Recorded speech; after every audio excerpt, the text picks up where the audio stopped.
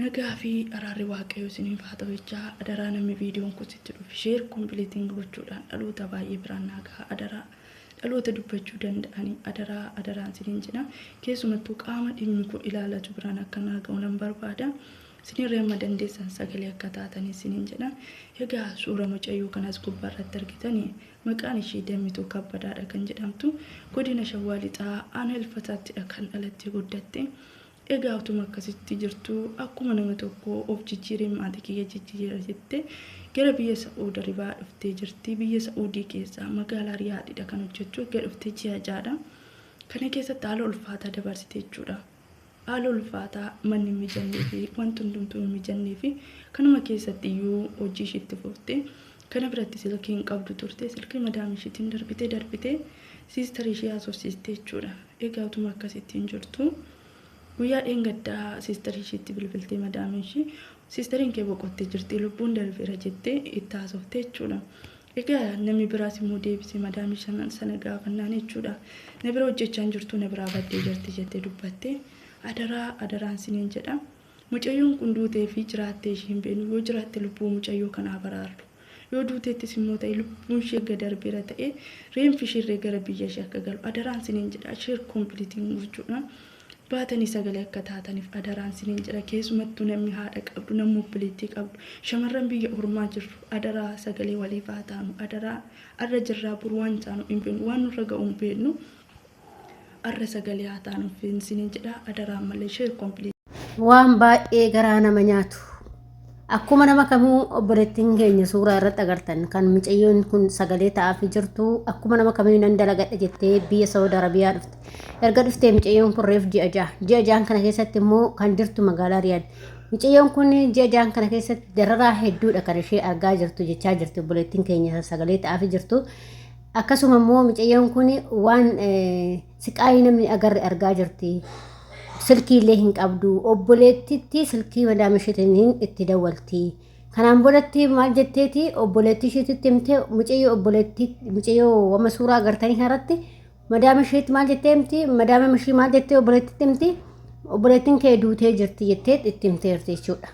Namni biraa mooratti bilbilaan baatee baddee jetteen adaraa keessan ka lammiidhaaf mirmataa adaraa keessan mucayyoo kana warroonni beektanii akkasuma ijoolleen keessatti horii harkee seertanii waliif sagalee ta'aatii maatii haadha hin beektan akkaataa isiin ta'a jechuudha. Jireenyi biyya ormaa isa kana qabdi agartanii jirtanii jechuudha. Dhugaa rabbii ani hin beeku waan biyya ormaa kana ijoollee keenya gochaa jiru ani hin beeku waaqayyo haa gaafatu garuu. Ashamaa akkam jirtu hordoftoota kabajamtoota koo nagaa keessanii ani nagaa kooti galata waaqayyoo isin jecha. Egaa hordoftoota kiyya akkuma viidiyoo amma jalqaba dhageessan obboleettii keenya tokko akkuma nama kamiyyuu kan nan dalagadheettee biyya Saa'uudi Arabiyaa dhuftee erga dhuftee mucayyoon kun dararaa hedduudha kan argaa jirtu. Akkasuma immoo boqottes jettee madaam ishee himteerti takka immoo badde jettee himteerti. Afaan lama dubbatti jechuudha isheen olaalaame. Afaan lama dubbachaa jirti maatiin immoo biyya rarra'aa jira obboleettii rarra'aa jirti. Adaraa keessa hundi keessaniyyuu sagalee waliif ta'a. Mucayyoon kun aaddasiidha. Reef ji'a jaaguutteerti. Adaraa keessan obboloota koo keenya cinqiin hin dhabamu. Keenya yeroo hundumaa cinqiidha. Hin beektanii jireenyi biyya ormaa isa kana qabdi. Takka olii takka gadi takka gammachuu takka gadda. Mana gaarii jira mana badaa jira. Nama gaariitu jira nama badaatu jira. Kanaaf obboloota koo adaraa keessan viidiyoo kana sheerii godhaatii. Bakka namni inni ilaallatu biraan ga'aatii waliif sheerii godhaatii mucayyoo kana namni beektan jiraachuu danda'a shawaa dheetteerti dhaloonni ishee jechuudha. Kanaaf haati fi abbaan ofii akka ta'an hin beektanii namni haadha fi abbaa ofii akka maatii ishee isaaniitti ta'uu hin beektanii keessaa immoo mucayyoon kun aaddisii dharee dhufte afaan hin beektu akkamitti baatee badde maaltu ishee ajjeese. Ana kan ajaa'ibu barde dhugaa rabbi madaaman takka barde ibiddatu jira dhugaa rabbi kan ibidda baqa akka waan sarraatanyaa maal gochaa fudhatti erga sarraatanyaan jaalanne erga sarraatanyaan hin feene maal gochaa mana isheetti fudhattee gara ajjeesuu dhatti. Dhugaa rabbi hedduudha ijoolleen keenya kanas keessatti ukkaamaman silkiin qaban amma fakkeenyaaf nama silkiin qabdu ukkaamamtee akkasitti canniqqii keessa jirti duuteef jiraatte ishee namni beeku hin jiru jechuudha. Dhugaa rabbi mee ilaalaa dhugaa gizee tokko silkiin kun nama fayyadu miti nama fayyada silkiin kun sagalee sii ta'a silkiin kun waan baay'ee sii dabarsa. Adaraa keessan obboloota koo Aguma fe'illee ta'u silkii keessa mitadhaate silkii keessa qabadhaa. Yeroo namni tokko irra sitti jedheeyyuu daqiiqa sekondii 5 waan ta'an sekondii 5 waan ta'an daftanii sagalee qabatanii lookashinii keessa namarratti ergattan. Har'a mucayyoo kana odoo bilbila qabaatee lookashinii ishee arganii dhaqanii mana san gaafatan.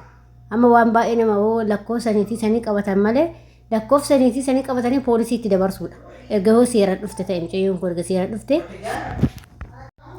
Kanaafuu obboloota koo adaraa keessanii ijoollee akkanaati sagalee ta'aa fi nama rakkatanii sagalee ta'a. Nutis boru waan nurra ga'u hin beeknu nutillee gola madaami keessa jirra. Waliif sagalee ta'a, waliif hirmadhaa. Mucayyoo kun haatiif abbaan ishee rarra'ee jira. Dhugaa rabbii bar gisee tokko biyyuma alaa kana osoo nurraa cufaniitu manuutuu warra as keessa jirru gallee nurraa cufan bakka biyyuma alaa wanna jedhan. Maal biyya keenya keessatti sotoonuu oomanii hin hojjenna. Dhugaa rabbii innaa maaliif ijoolleen keenya as keessatti dararamaa jiru. Seerri hin jiru waan ta'eef seerri ijoollee keenya baasiin ijoollee keenya akka gaafatu hin jiru beektanii maaliif abbaa barbaade inni qarshii qofa achiisirraa fudhatanii asiisi gahu ati immoo asitti dararamta jechuudha. Kanaaf adaraa keessan of eeggadhaa obboloota koo waaqayyo sinaa eegulleedha. Mana gaariillee mana badaallee kan nama gahu carraa ofiiti garuu bakka carraa ofiitis ta'ee garuu immoo bakka rakkattetti silaa kan si gargaaru biirumaatirraan dhufte santu haga mana yeroo sadii si jijjiira jechuudha. Sadiin booda carraa hin qabdu gara biyyaati malee wanti dararaa namarra gahamu tokko hin jiru akka seera nuti ofii keenyaa dhufneetitti jechuudha. Kanammoo siruma shonkortuma godhanii bar ijoollee amma keessatti dhufaa jiru kana bakka qaayee hedduudha kan argan. Amma mucayyoon kun silaa silkii iyyuu hin qabdu maaf akkatti irratti jettee raawwattee madaamni tunarraaf waaqatti ulfanniste ji'a ijaa keessatti. Kan hin jaalanne immoo maaltu sarraatanyaa fudhadhaa isaan hin jedhe. Erga nan jaalanne maana fudhatan maal na fudhatu ana. Ani kanan jedhu bar araboonni kun gisee tokko kama sarraatanyaa ilkaanumallee ishee dholutti ergachuu hin jaalanne kana maal gochaa fudhatte. Erga ishee hin jaalanne maal gochaa fudhatte. Ndee ajaa'iba bar osoo nuti waan keenya nuu falmate ta'e baasiin keenya nuu falmatu ta'e nama tokko dararaa tokko hin qabu. Amma kan yeroo baay'ee dararamu lammuma Itoophiyaati malee lammii biraa Filipiinii, Ugaandaa, Midrii Wushu takkittiin ishee hin dararamte jechuudha. Sababii isaas baasii isaanii hin eegakaa mootummaan isaa hin eegakaa ilmaan tiyya jedhamati hin eegu. Nuti gini akka sareetitti ilaalamna. Itoophiyaa jechuun akka sareetti nu ilaalanii bar jarri kun seera keenya arganiiti. Nama keenya arganiiti, baasii keenya arganiiti. Oduu har'a baasiin ijoollee keenya dubbatee har'a ijoolleen keenya biyya ormaatti reeffi isaanii allaatti hin nyaattu rufatti.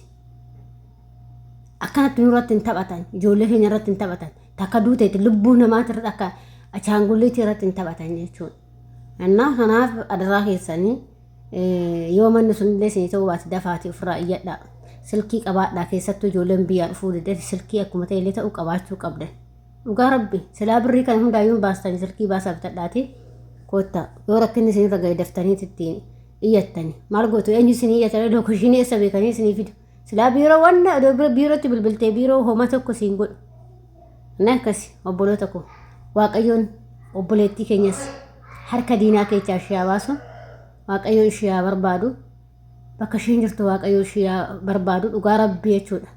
Maal harmee fi haati ofiitii fi abbaan ofii akka isaan ta'an nama argatu beeka jechuudha. Kanaaf adaraa keessan viidiyoo kana sheerii walii godhaatii bakka dhammi ilaallatu biraan gaa adaraa keessan illee of eeggadhaa ijoollee of eeggadhaa biyyoonni hundumtuu badee jira akka biyya gisee duraanitti miti jechuudha. Seera keenyatu gadi bu'ee waan ta'eef. Na akkasiin jedha furdurtoota kiyyaa. Akkasuma warri mana kanaaf haaraa taata subscribe gochuu maamila ta'aa yaada fi qeeqoo qabaattan koomentii itti barreessuun dagatinaa. Aga viidiyoo biraa walitti deemutti bahe.